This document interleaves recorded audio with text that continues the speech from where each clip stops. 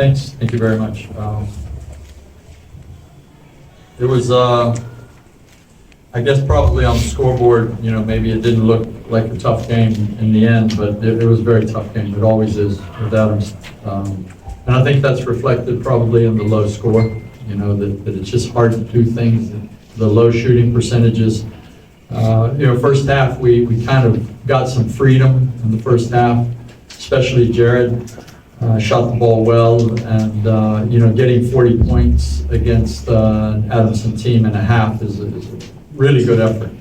But we knew that in the third quarter particularly, we were going to have to dig in and be somebody different than we've been. And I think that was reflected in our defense and in our rebounding, and that carried over into the fourth quarter. And when you're able to be successful defending and rebounding the ball, generally good things happen. And so very happy with the result, and obviously, my mind is already shifted over to UP, and beginning the preparation for that immediately. All right, we have here Jared Brown. Jared, you have 20 points, 4 rebounds, 4 assists, 1 steal, and plus 34. So, what can you say about the result today? What can you say? Our coach has been preaching like the game plan and just following what they would say, and I think today we really followed it to a T, and we executed what they wanted, and it resulted in the scoreboard and our execution. So, yeah. Okay, we now entertain questions for Jared. Anyone? Jared, in the first quarter you were shooting threes. Can you dictated Ateneo's tempo from the get-go? What was it like leading this team to this crucial playoff game for the Final Four? I think I was just getting the shots. My teammates were just finding me the right spots, and it was my job to just knock them down. I didn't really have a good shooting game last game, so I made sure I needed to hit those today. So, luckily they went in.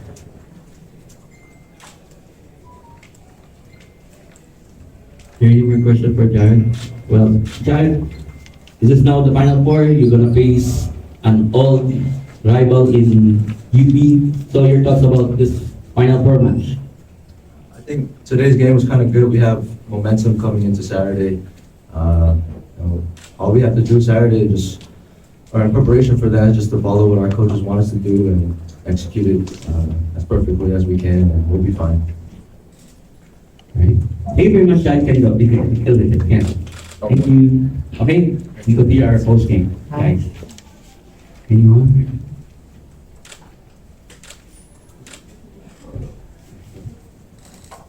Coach Tab, just what can you say about sharing the sidelines again with Coach Nash? You mentioned that the scoreline doesn't really reflect how competitive that back and forth, that chess match was.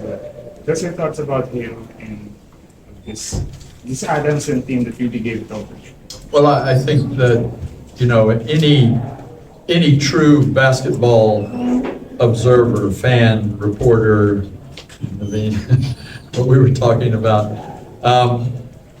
it was very clear that there were some tactical moves being made with the rosters and the matchups, and I just got to throw all the credit to my assistant coaches. They did a tremendous job preparing for what to anticipate from Coach Nash and the matchups that he would try to impose on us, and what we could do with our roster to counter as best we can. And I feel like we did a good job. I feel like we were able to make life really tough on Cedric, and he's such a big key for their team. And it was a rough day at the office for him. And a lot of that had to do with playing the matchup game with Nash. But again, I just throw the credit over to the assistant coaches. They were on top of that. They were in my ear constantly. Let's make this sub. Let's match up, Sean with Montalban, or Ian with Montalban, or let's make sure that we can't, expose JB to Yero, because Yero will post him up, and all these sort of tactical things that Nash likes to do and he's very good at, and he uses that roster well in that regard. But I think, when the score line says 48 points for them, I think we have to feel pretty good about, how we handle that chess match, so to speak.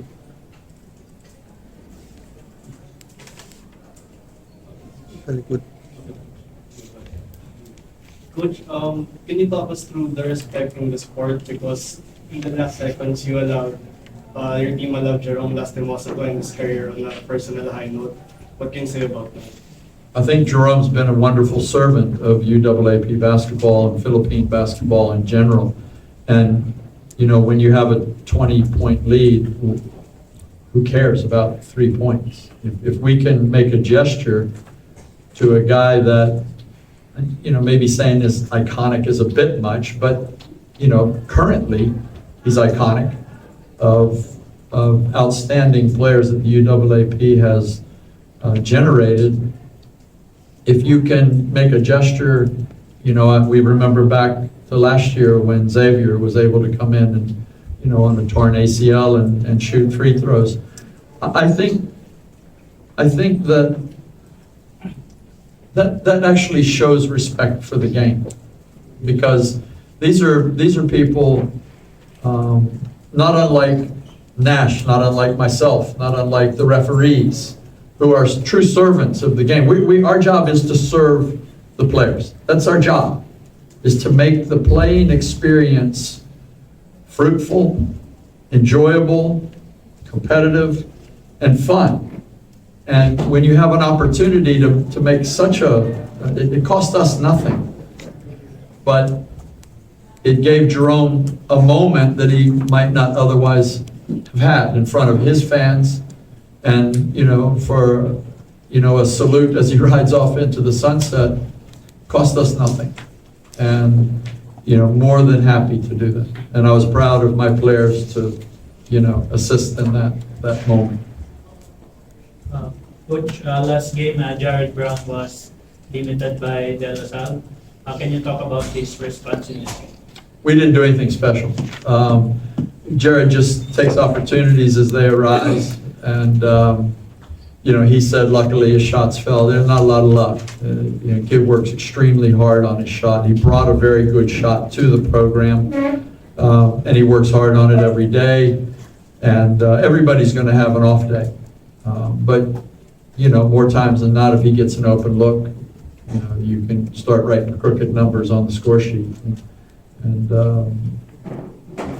happy for him. He's a very humble guy, and he gives credit to his teammates, and as he should. But at the end of the day, he's got to knock the shot down, and today he got looks, and he was able to knock them down. Coach, dominated the rebounding part today, 52 to 35, including 17 offensive rebounds.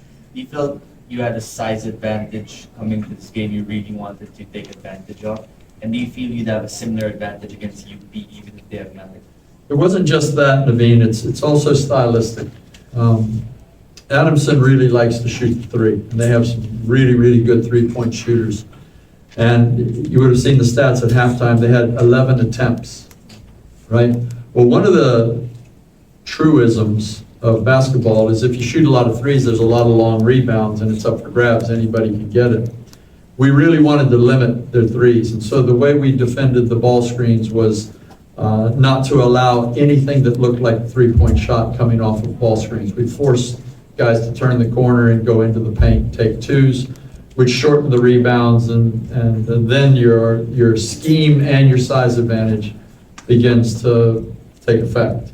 And so again, I got some clever assistant coaches, and we discussed these things at length, and we come up with a game plan, and the boys executed it really well. ADU shoots 17 threes, although I think probably 4 or 5 of those were garbage ones right at the end. Jerom had a few, throws up there. But we employed the same tactic, but they were more determined to get the three ball up, but we still did a pretty good job rebounding. And at the offensive end, Just some toughness. Just, it's a point of emphasis, and we knew we had to rebound the ball.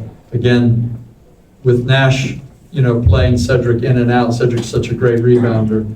When he's out, we get an advantage. And eventually we knew that he couldn't keep playing that matchup game. He had to have Cedric on the court.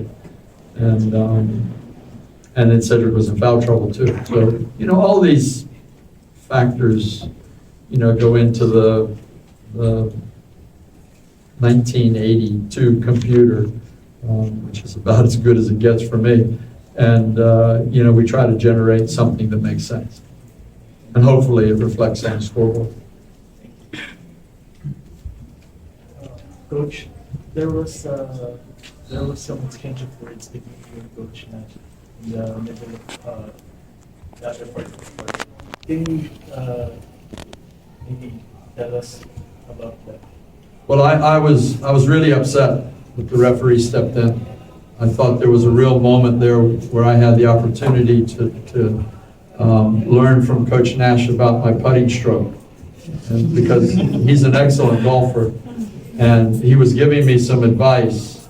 And I not only was upset that the referee stopped it, but then he also gave both of us a technical foul. And but I'm not allowed. We're not allowed to talk about the referee, so I'm just going to say thank you to the referee for taking that learning moment away from me. But I'll talk to Coach Nash, and he'll get me out on the golf course and correct my putting stroke. Lord knows it needs it. Coach, can you just tell us the team's mindset going into the final four? It's win or go home. But it's got to be about preparation. You're not just going to walk out on the court against a really strong UP team who's rested, and we're a bit banged up right now. I mean, you saw, you don't know, Chris is playing on a bad foot, and LeBron, now is limping, and Gab Gomez got a broken hand, and we're kind of stumbling into the weekend, but we'll prepare. But we know we're going up against, a real top team, and we're going to have to, see if we can pull some rabbits out of the hats, but it's about preparation, to answer your question. It's about, 3 solid days of trying to be smart. Are you relishing Coach being the underdog? Are you ready? We're the underdog? Do you think You guys have been telling us all year long we're the defending champions. Now we don't get to be the defending champions? No, we're definitely the underdog, and I'm putting the Blue Eagle flag directly in the underdog role. I don't relish it. What have I got to do with it? It's what you guys say. UP won't take us lightly. They're too professional. They're too intelligent. And Gold is, he's a very clever guy. And he's got the most professional group of guards that you'd ever hope to have in the roster. They'll be ready to play. But our guys will come out with a lot of heart, and hopefully we'll have a curveball or two that can get us a bucket here and there, and just fight to hang on. Congratulations, Coach Tab. See you in the final four.